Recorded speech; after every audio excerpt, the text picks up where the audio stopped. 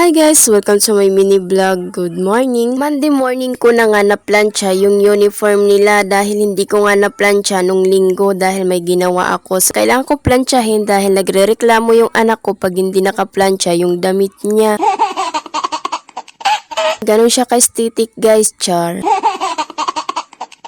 Ipinagpatuloy ko nga ang aking pagpaplansya nung nakaalis na sila. Guys, pinalansya ko na lahat ng uniform para pag gagamitin nila okay na. Ilalagay ko lang siya sa cabinet dahil yung anak ko nga diba sabi ko nga nagre-reklamo pag hindi nakaplansya yung damit niya. Kasi nga simula kinder no nag-aral siya lagi kang pinaplansya yung damit niya. Ang hirap pala ng ganun dahil yung kinamulatan niya. Samantala ako noon nung araw ang nanay hindi talaga mahilig magplansya. Kaya ang sinusuot namin nun dipagpag na damit sasabihin kasi ng nanay, ipagpag niya yan para hindi na kayo magplansya. Yung dipagpag guys, yung katapos mo labhan yung uniform mo, yung isasampay mo na siya. So ayan, ipapagpag mo siya. Yun yung sinasabing dipagpag para hindi daw gusot. Pag natuyo, so ayan, hindi siya gusot. So ayan ang ginagawa ng nanay. Never kami nakapagplansya ng uniform pag pumapasok kami sa school. Noong elementary kami, never kami nakatikim ng diplansyang uniform. Dipagpag na uniform ang aming ginagamit. Nung high school naman guys, dahil nga nakikita ko na rin yung ibang classmate ko noon na nakaplansya yung damit nila at nakita ko na napakaganda nga naman talaga ng nakaplansya. At one time mo lang din paplansyahin yan every Monday. Tuesday to Friday, pag na uniform ang susutin mo, every Monday ka lang talaga magpaplansya nun guys. Kung naabutan nyo yung guys, yung plansyahan na di uling ay grabe yun. Sobrang matrabaho talaga yun. Kailangan kasi magpauling ka pa, dadahan-dahanin mo rin yung pagplansya mo dahil nga sa gilid may mga butas yung pwedeng magkaroon ng mancha yung uniform mo ng uling. Tapos kukuha ka pa ng dahon ng saging. Ang bango nun, lalo na pag inilagay mo dun yung plansyahan. Ang bango nun, ang sarap amoy-amoyin. Mananatili pa rin siya classic for me kahit marami na naglabasan na plansya ngayon na mas pinadali ang pagtatrabaho. Dati kasi yun nga, pero isang haguran mo lang dun, grabe dahil sa sobrang bigat nga nun. Ayan, yung kapitbahay kasi namin nun ang meron kaya nanihiram talaga ako sa kanila.